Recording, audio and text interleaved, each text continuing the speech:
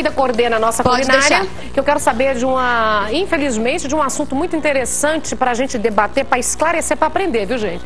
Não que seja é um assunto muito triste, uma enfermidade muito, né, sofrida com os familiares. Bem-vinda, doutora. Obrigada. Doutora, você é a nossa convidada hoje para explicar pra gente um pouquinho, doutora Silvia. Padre, falar sobre Alzheimer. Obrigada pelo convite. E o Alzheimer, né? Hoje a gente tem se falado muito. Eu queria que você explicasse pra gente, na verdade, da sua aula pra gente aqui, o que é o Alzheimer, quando que ele acontece, por que ele acontece. Então vamos lá, né? Falar um pouquinho sobre esse quadro aí que é hoje considerada a segunda maior índice, enfim, de demência no mundo, né? Então a gente tem cerca aí alguns teóricos falam em cerca de 140 tipos de demência. Alzheimer, apesar de ser o mais conhecido, né, o segundo mais conhecido entre eles, não é uma demência exclusiva, né? Então, o Alzheimer, ele pode acontecer com pessoas devido a uma questão genética. Então, se você teve Então pode ser hereditário também. Isso, ele pode ser hereditário, mas isso não é causa frequente, né? Não é porque você teve um pai ou algum outro familiar que teve Alzheimer que você vai desenvolver. Por que desencadeia o Alzheimer? A gente fala a respeito de vários fatores de risco, mas não se tem ao certo ainda a causa. Quando a gente tem a causa, né, em medicina, enfim, a gente descobre a cura. E isso é uma coisa que ainda tem sido investigada. O que acontece de fato com o paciente que tem Alzheimer? Então, o Alzheimer, ele é uma doença neurodegenerativa, né, progressiva, que acontece ou que vai acometendo as pessoas de forma paulatina e cuja maior perda é da memória, né?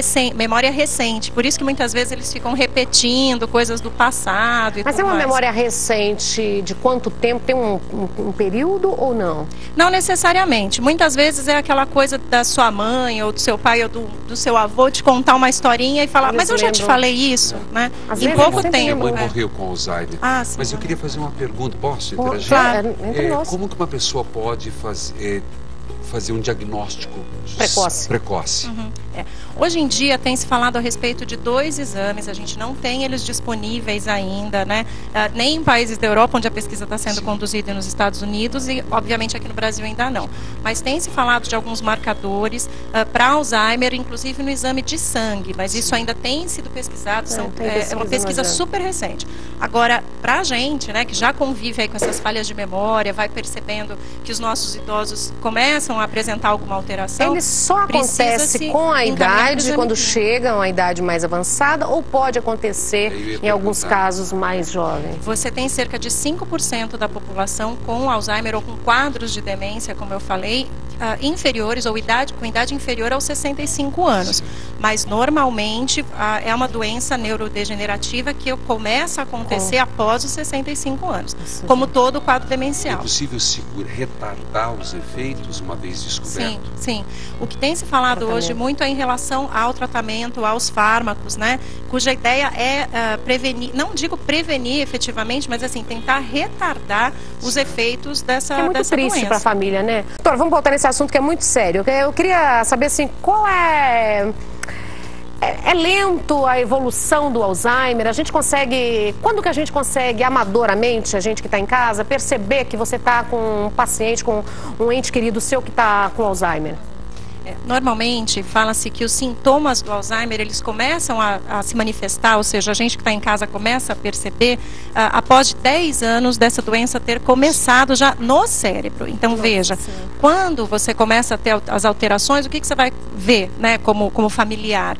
Essas perdas de memória recente, então vem a pessoa e fala, eu já te contei essa história. Eu tenho esquecido muita coisa. Não é assim. Mas eu tive, é sério, padre, você vai ter que me colocar meu nome mais, não. É porque eu tive 2 AVCs, eu tive uma trombose cerebral hemorrágica. Então a minha cirurgia foi muito grande no cérebro. Eu fiquei 18 horas em cirurgia, padre. E 22 dias lá em coma, na UTI. E vou falar, depois disso eu perdi 2/3 da visão periférica. E de vez em quando dá uns esquecimentos. Aí eu fico meio na neura. Como que ela pode, né? Com essa vivacidade, essa magia.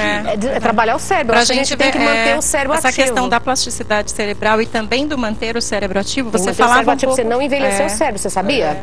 A gente falava um pouco sobre prevenção e tudo mais. Aqueles livrinhos de caça-palavras, aqueles joguinhos de paciência, Spider, pra mim foi como exercício, ordem médica, para eu conseguir recuperar a visão, porque eu consigo trabalhar os 2 lados do cérebro. Nossa, que interessante. Exatamente. Todos os jogos. Tudo que desafia o seu cérebro. Fala-se a respeito de jogos, esses jogos do tipo caça-palavras, de sudoku, então, e formas de você manter o cérebro ativo, né? A gente mudando um pouco o tema, de você conseguir manter o cérebro ativo, jovem. E isso fazendo coisas das mais diversas formas de estímulo sensorial. Então, o viajar, o comer em lugar diferente, o fazer atividade física, fazer atividades diferentes, tudo isso nos mantém ativos. O cérebro, ele gosta disso. Ler bastante. Jogar, fazer palavrinhas, caça diferente. Gente, eu tenho que mostrar aqui, porque eu quero te agradecer, doutora Silvia, eu queria muito que você voltasse mais. Eu quero marcar essa pauta com mais pessoas, que é um assunto que eu acho que 15 minutos não dá pra gente falar a importância da seriedade que a gente tem que tratar. O diagnóstico e as pessoas, os familiares, os cuidados. É verdade. Tem algum site que você possa deixar? Sim, eu posso deixar o telefone da clínica Doutor Família, e aí lá a gente dá o acesso ao site, é o 2704-7700. 2704-7700. E aí ligando lá a gente direciona e faz toda a orientação, tanto para os cuidadores, quanto para os portadores, né, da demência de Alzheimer, quanto sobre várias outras temáticas das quais dispomos os profissionais lá para cuidar. E vai ser um prazer retornar. Te agradeço muito pelo convite. Obrigada. Obrigada.